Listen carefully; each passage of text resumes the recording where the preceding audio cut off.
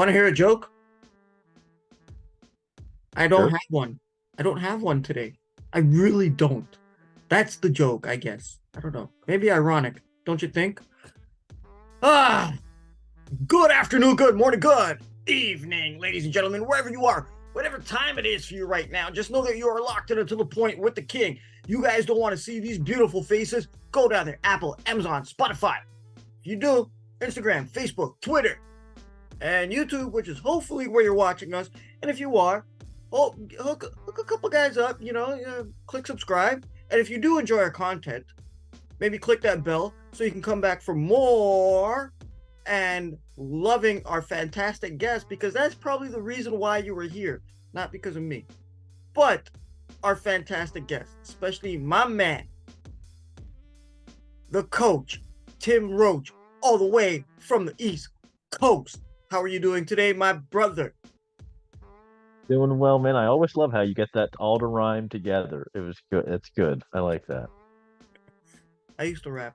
Um, Not I, not me. but everything's good, man. Things good. I asked you specifically to come on the show today because I would like to speak on a new acquisition that the Raptors have acquired, and his name is Jalen McDaniels. Right now, I would like for you, Coach, aka Nick Nurse's doppelganger, stop going on Murdoch Mysteries, um, to educate us on who he is. May you please take the floor. So Jalen McDaniels is 6'9" forward, kind of a combo 3-4, 52nd pick in the 2020 draft. Actually played at San Diego State, which is where Kawhi Leonard played. Hopefully some good vibes coming from there as he is coming now to Toronto as well. Ironic, Um, don't you think? mhm. He It's is the brother of Jaden McDaniels as well, who plays for the Minnesota Timberwolves, one of the top two-way players in the game today. Um, so Jalen McDaniels, he's mainly has played his career so far with Charlotte Hornets. God bless him for trying to do that and just be stuck in last place for a long time. He was traded halfway through the year at the deadline to Philadelphia. And for most of his career so far, he's actually been a really good three-point shooter, right around 37, 38% for most of the seasons. Now, that dipped a little bit this year. I think this year he shot 32% from three, but what the numbers don't show you is, or the full numbers, is that he shot 40% He had when shot he got 40. traded to Philly. Yeah. Once he got traded to Philly, he shot 40% from three, which, if you're playing with Embiid and Harden, how many open looks are you going to have? Going to have a lot. So I was really, really pleased with this signing of McDaniels. Um, this is actually someone for Vision 6'9" who can, in theory, actually shoot a little bit. So, and I like his versatility as well. And I just think this was a good signing. I tweeted about a day or 2 days before. I think it was right after they had signed Pirtle. I'm like, Jalen McDaniels is out there. Let's go get him. And McDaniels was already rumored in Raptors deal during the season. They tried to get him earlier, so they seem to Was really he? like him. Yep, he was rumored, and I just don't think they could make a deal at that time. So when he became available in free agency, I think he signed for 2 years, 9.5 million or 9 million, something like that. So they're paying him roughly $4.5 million right now. And a lot of people that I've spoken with and that I've read say this is a steal to get this guy for that cheap. And I didn't think they'd be able to get him for that cheap. I thought he would go closer towards the mid-level exception, not the full, but like you might have to pay him 10 million or something like that for a year, but they got him for 2 years at 4.5 million, more or less. So I think this could be a steal. I think he's only 25 years old as well. So he kind of fits the timeline of, Scotty, OG, if you want to say Siakam too. I think this is just a good, solid pickup, one of their better pickups they've had in a few years. You know what?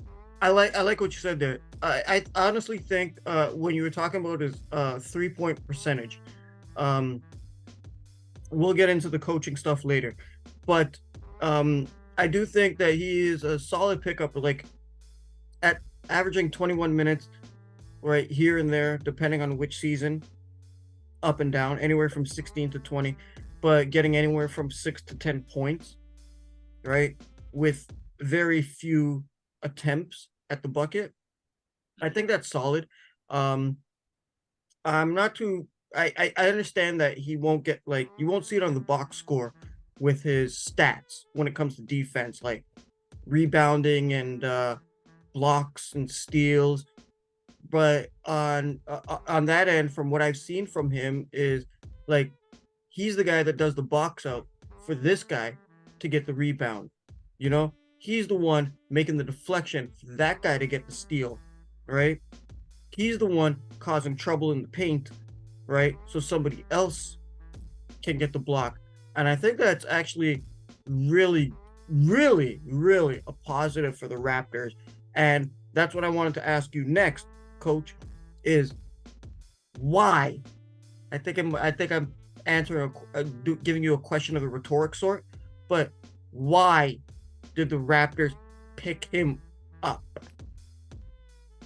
I think for multiple reasons. I think they're trying to somewhat double down on Vision 6-9. What do you think about it? Scotty might be going to point, right? Jalen McDaniels coming in 6'9". The thing with him is he can actually shoot. Assuming we have Siakam and Achua and OG, Boucher if he's back. So I think Masai is like, okay, I've trying to establish this vision of play multiple positions, guard multiple positions. But the thing they haven't done very well with that is get the guys who can shoot. McDaniels might be someone who should be able to do that in theory. And you mentioned earlier about deflections. Well, he's in the 84th percentile in deflections, actually higher than his brother, who is a really good two-way player, really good defender. Jaden McDaniels is known for that. But Jalen McDaniels actually is technically better at deflections and stuff like in from a defensive standpoint. So I think the Raptors have got themselves a rotation piece. I think he's going to play a lot of minutes too. Our bench with him and Schroeder, you're probably going to go. They're probably going to be sixth and seventh man on this team moving forward. Interesting. So with the whole vision of 6'9", right, with the Toronto Raptors, I was surprised. I wasn't not surprised that when I saw his height, I'm like, yeah, that fits, right? But also, you and I have both formerly coached, and maybe still do hop on the street.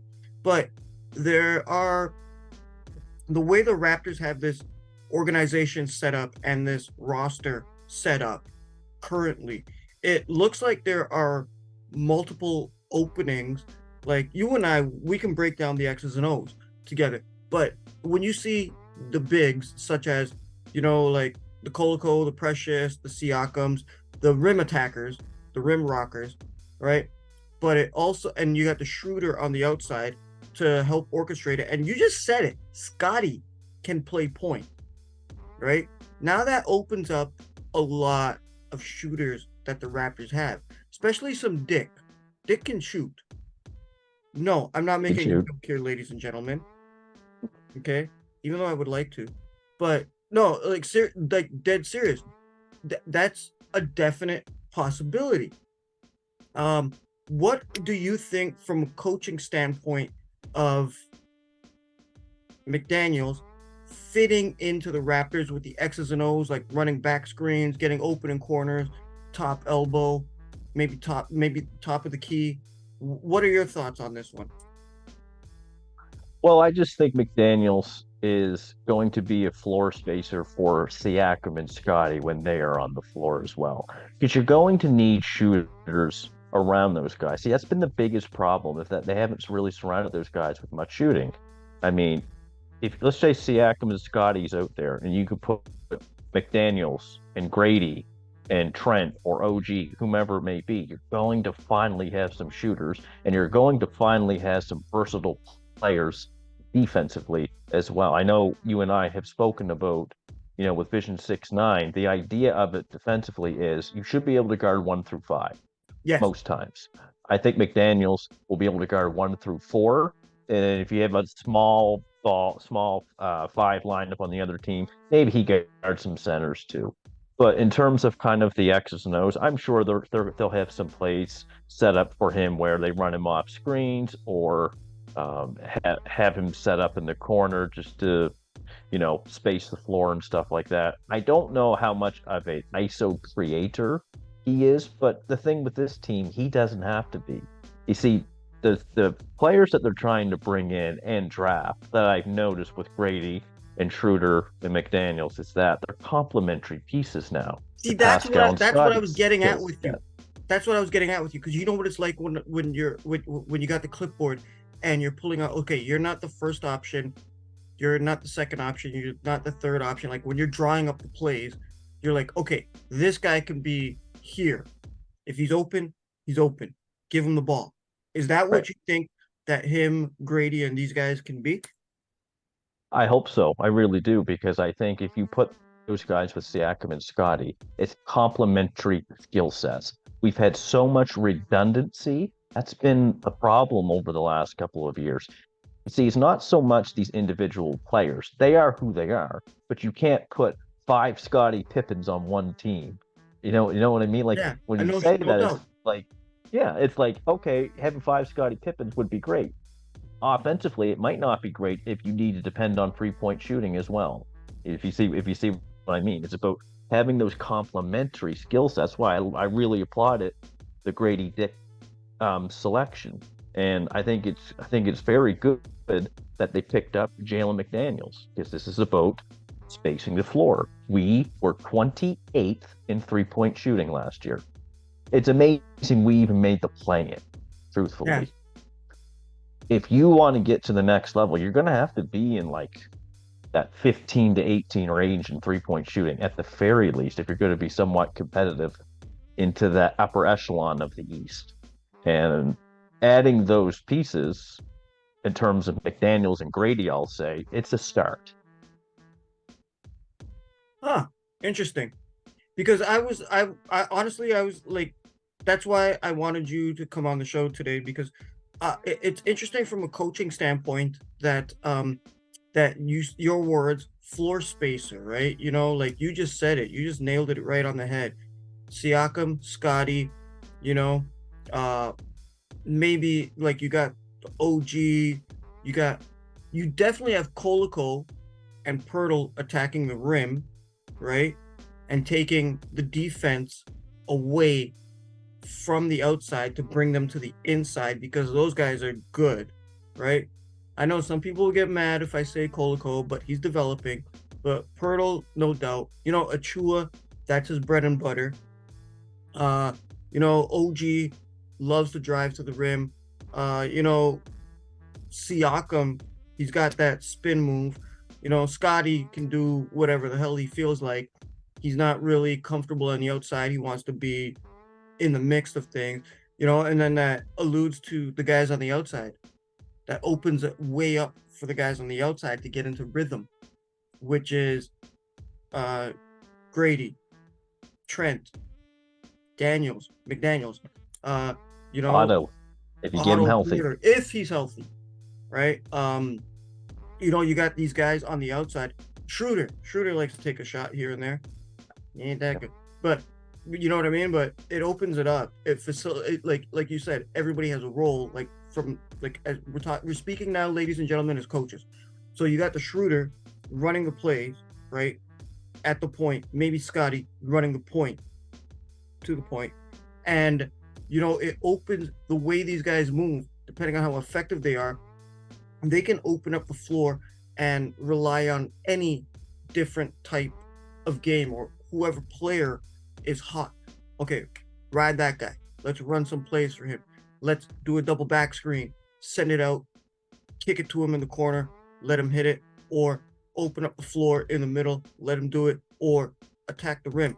I think that's a really great acquisition for the Raptors, and at the price they have, and like you said, redundancy. Yeah, I'm. Mom, stop it. I know Freddie Van Vliet is gone, right? Still got nothing but love for him, but I think he kind of held back the offense by being a little bit selfish. And I think McDaniel, you said he's what, 25, right? He's 25. 25. I think he'll be 26 in January. Yeah, so he's old enough to be my kid.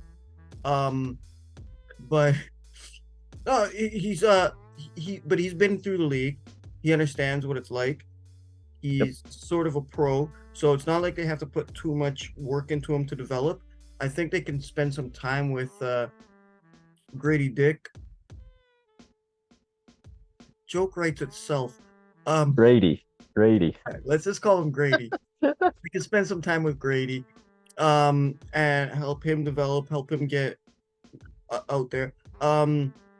Before we get out of here, my man, um, do you have any thoughts on what McDaniels, how McDaniels can propel the Raptors to getting past 500, other than the 3-point shooting? Oh, we were 27th, I think, in bench points last year, or 28th, and I might be wrong on that. It's one or the I think it was other. We were 28. Yeah, we were If I'm- third. We've been 30th in bench minutes since the championship year. So after that, in that 2019-2020 season, we've been 30th in bench minutes. I think McDaniels can be a spark off the bench for them in terms of a guy who can stretch the floor, in terms of a guy who can be versatile on defense. I'm just thinking of like all the double teams that were thrown at Siakam last year. At times, he didn't have anyone to throw it to behind the 3-point line. I think if you put him on, I think if you have McDaniels on, Brady on, and OG, just some of these guys, Otto, for example, as well. I mean, Pascal could be the biggest beneficiary of all of this, really.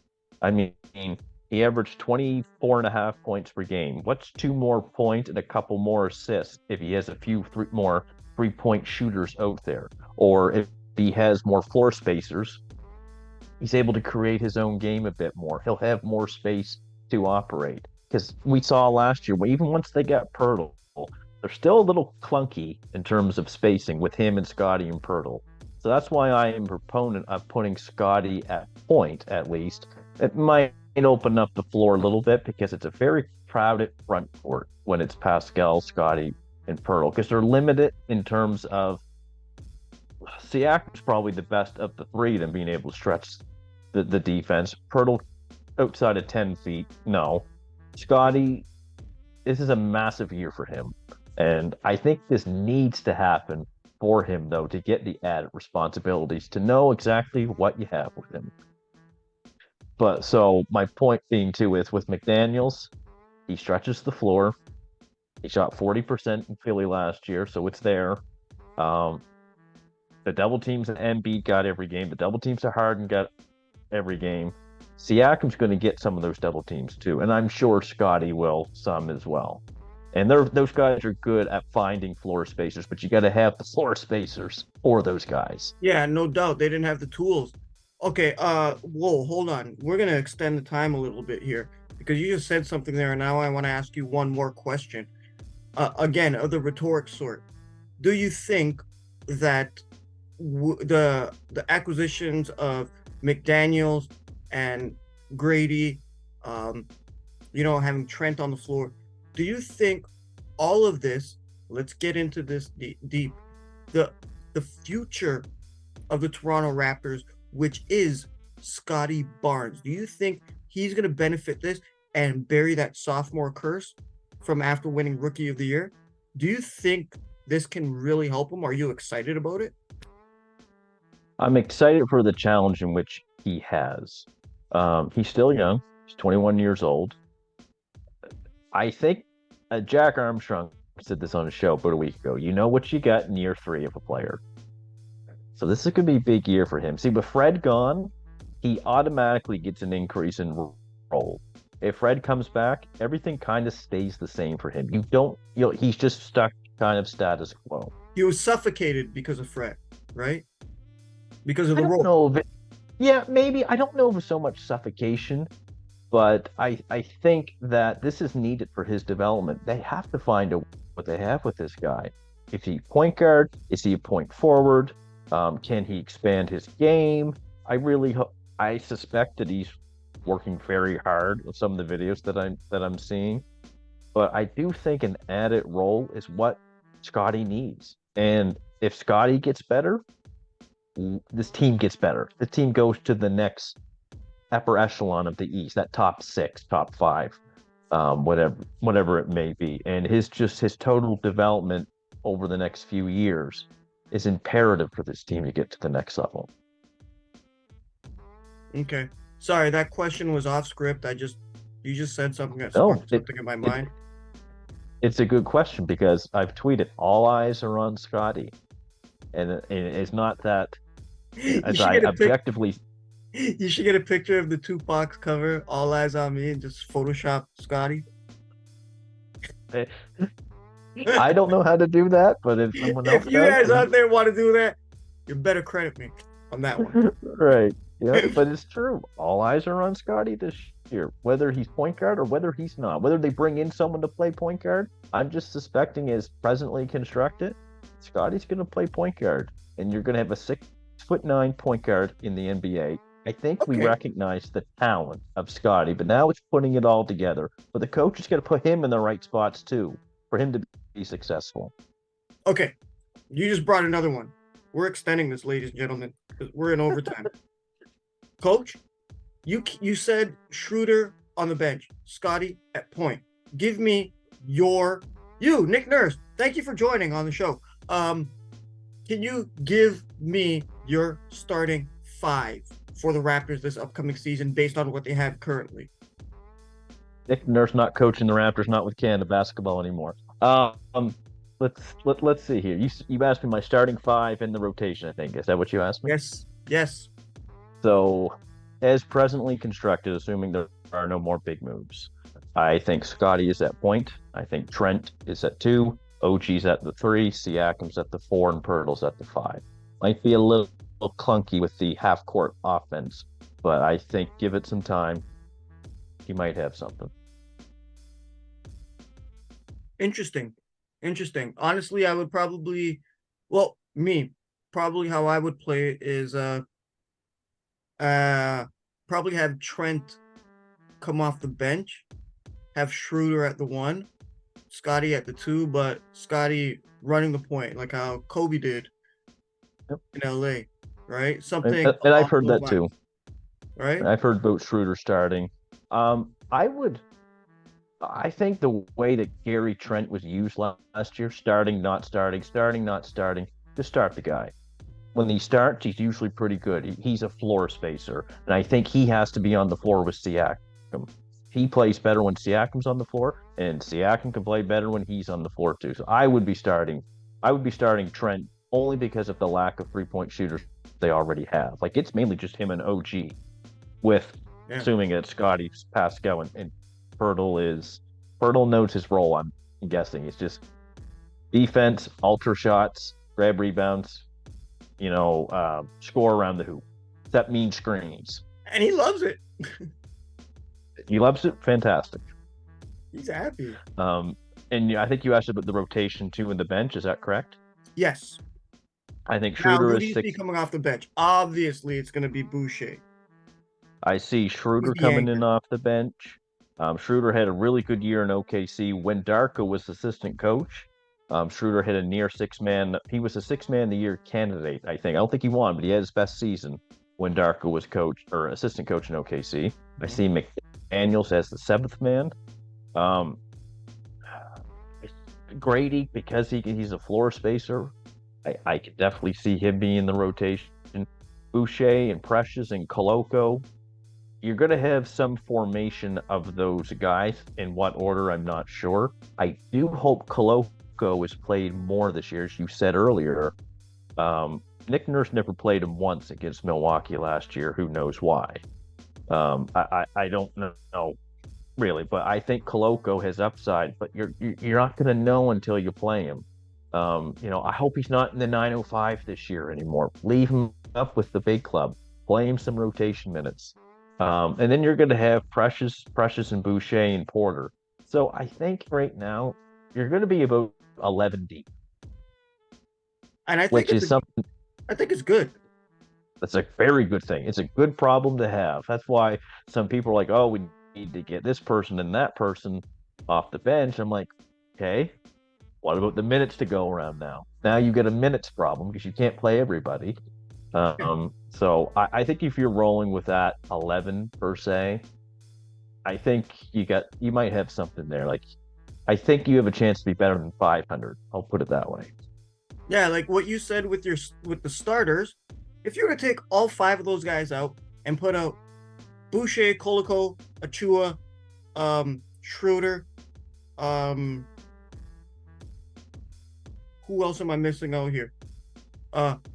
Anyway, it doesn't matter. You could put any of those 5 guys out on the bench at one time during the second quarter when the other team has their subs in, and I think those subs can actually do some good damage or maybe do damage control for the Toronto Raptors against another superior team. Because let's face it, a lot of these superior teams in the East that they're competing against, it's kind of lopsided where they have their better players here, but they don't have a bench.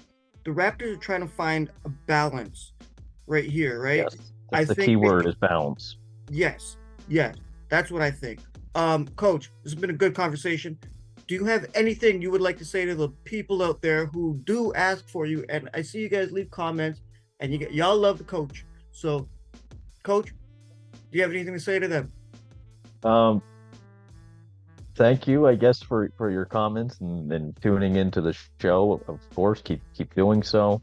It's always good to talk Raptors ball with King, and just let's see what we got now for the next few weeks. Maybe the Rico Hines run, if they're still doing that, it'll be interesting to see. Keep watching the summer league, I guess, and see what we have more with Grady Dick and with Ron Harper Jr.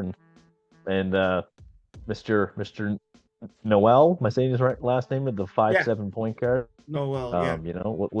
Let's see what we got with him. I love his heart and energy and his basketball offensive awareness too on the court. I think it's good to see him out there and just show what he can do as well. All right, Coach. Thank you so much for spending your time with all of us out here. To the Point family, if you guys are watching, I consider you family. Anybody that comes on the show, I consider you To the Point family, right? We really appreciate it. We really thank you so much. I got nothing left to say except for I want to see Dick shoot. Oh my God, these jokes are too easy. Okay. Oh my God, Dick's. I want to see him shoot too. I can't wait. 40% ideally. I can't wait. We're gonna cover that. I think I got you scheduled in for coming on to speak about that. But so on behalf of myself, all of you guys, the coach, all the way from the East Coast, Mr. Tim Roach, aka Nick Nurse's doppelganger, myself. You guys know what to do. Find me at King Hussein on Instagram. Yes, ladies, this is not a real one. So good afternoon, good morning, good evening, good night, and